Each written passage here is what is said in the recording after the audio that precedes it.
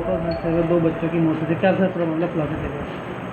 देखिए, कल पुलिस को सूचना मिली थी, भोपाल पुलिस को सूचना मिली थी। इसमें सभी हमारे सीओ, एसपी और एसएचओ मौके पर पहुंचे। जब मौके की तफ्तीश की गई तो इसमें एक सनसनीखेज घटना थी। 2 बच्चे थे, एक 1 साल की बच्ची थी और एक 5 साल का बच्चा था, जिसमें जो है दोनों की संदिग्ध परिस्थितियों में मृत्यु हो गई थी। कोई जहरा चोट नहीं थी। इसमें जांच की गई तथा पोस्टमार्टम रिपोर्ट आई है, उसमें विसरा प्रिजर्व किया गया है। साथ ही साथ उसमें एक महिला जो उसकी माँ है, उससे पूछताछ की गई तो पता चला कि उनका जो पति है ये कुछ दिनों से चंडीगढ़ कमाने के लिए गया है और तथा किसी बीमारी से भी अभिशप्त है वो।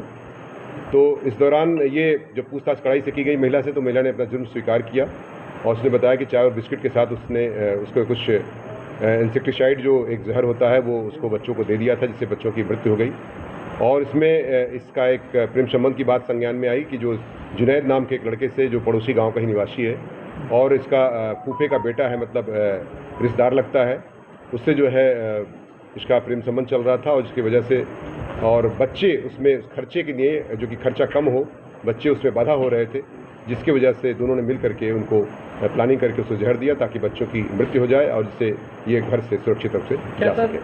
बच्चों को मारने के बाद इनकी आपस में शादी करने की कोई तैयारी होगी, जो खर्चे की बात सामने आई? निश्चित तौर से इनका घर से भागने का प्लान था, ऐसा उन्होंने स्वीकार किया है अपने बयान में, और ये घर से छोड़ के चले जाते, बच्चे उसे बाधा आ रहे थे, जिसकी वजह से इनको उन्होंने पॉइजन देकर के उनकी मृत्यु का कारक बनी है ये सारी परिस्थितियाँ।